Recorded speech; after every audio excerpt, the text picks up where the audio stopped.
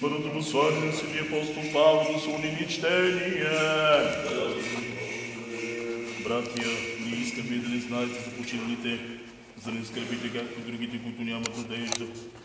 Защото ако вярваме, че Исус умря и възкръсна, Той и почините в Исуса, Бог ще приведе с Него. Проче това ви казвам, че Слово Господне, че ние живите, като остане до пришествие Господне, няма да изпреварим починалите. Защото сам Господ спомени при глас ръка ангел и при тръба Божия ще следва да бъде мъртви Христа, ще възкръснат първо.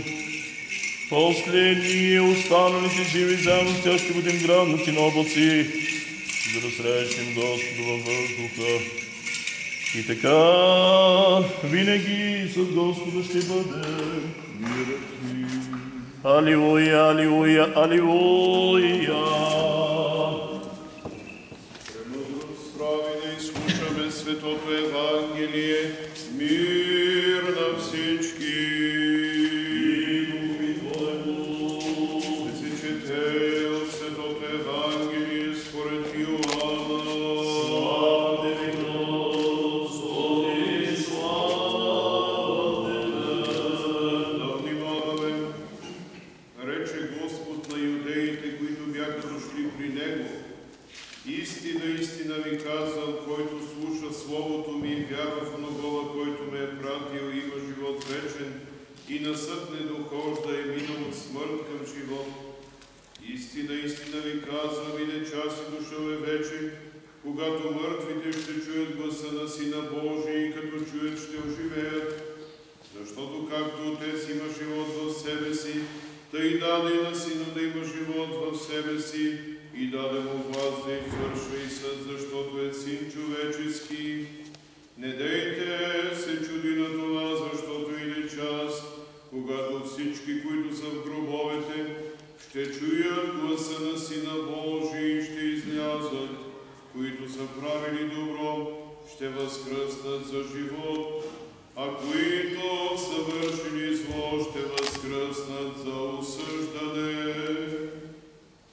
Аз не мога да правя нищо от себе си, както слушам, тъй и съдя, и моят съд е праведен, защото не търся моята воля, а волята на Отца, който ме прати.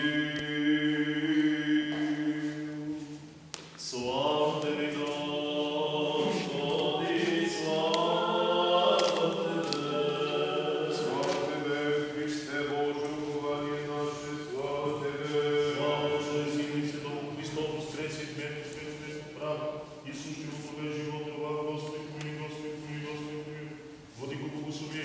Христос, който е истинският наш Бог, който възкръсна от мъртвите, да ни помилва и спаси по молитвите на своята пречиста и пренепорочна света майка, по молитвите на преподобната и богоносна наша майка, Петка Параскева Българска, и по молитвите на всички свои свети, да ни помилва и спаси, защото е благ и човеколюбен.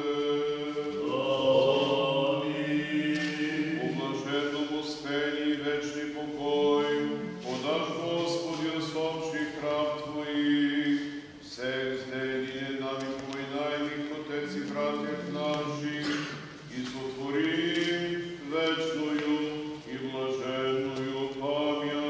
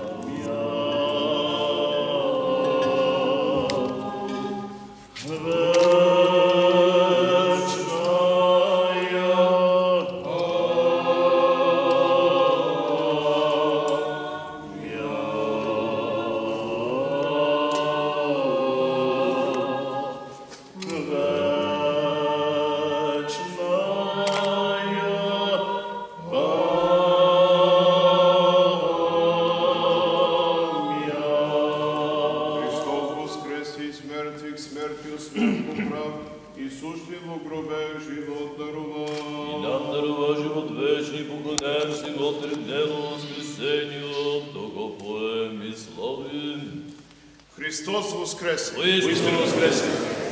Боголюбиви отци, уважаема госпожо градоначалник, уважаеми господин председател на Общинския съвет, възлюбени в Господа брати и сестри, пасхалната радост изпълва сърцата ни вече 10 дни. Пасхалната радост изпълва душите ни с силата на Христовото възкресение. Но има дни, в които тази радост преминава през скръбта за загубените чада на майка България. Един от тези дни е и днешния. Ден, в който си спомняме всички свидни рожби на майка България, загинали на бойните полета, загинали за свободата, целостта и единството на скъпата ни родина. Свидни чада от град Троян, оставили домове, семейства, деца, оставили всекидневните си задължения и отишли на бойното поле, за да се посветят в служение на родината. Да се посветят в служение на българското общество и на българския дух. Хора, които, както казва Светото Евангелие, отдадоха живота си за своите ближни, отдадоха душата си за своите ближни. Но в същото Евангелие се казва, че който загуби душата си, ще я намери. И тези, за които днес отслужихме тази панахида, тази служба за упокой, загубиха душите си за света, но ги намериха за Бога. С сведени глави да споменем още веднъж техните имена. Достойни българи, достойни жители на Троян и неговите околности, записали завинаги имената си в българската бойна слава и оставащи с един величав и достоен пример за всички нас.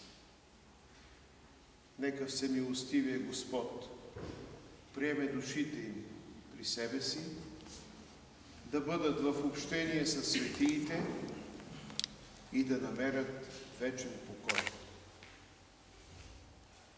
Споменахме тези достойни войни, но смятам, че е редно да споменем и техните семейства.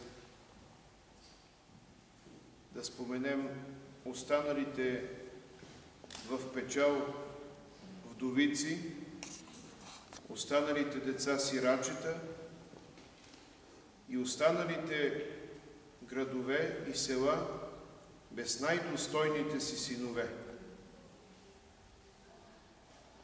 Достоен пример за силата на българския дух, който се възражда чрез тези мъченици. Достоен пример за Европа, със света, като бойна слава, дисциплина и ред, но и достоен пример на всички тези, които останаха без тях, но продължиха да градят и да служат на своята родина. Българската армия, която, както казват всички историци, няма загубила бойно знаме, няма пленени реликви, има и един друг огромен принос за военното дело в света. Както всички историци казват, българската армия е била винаги пример за достойно поведение в боя и в мира.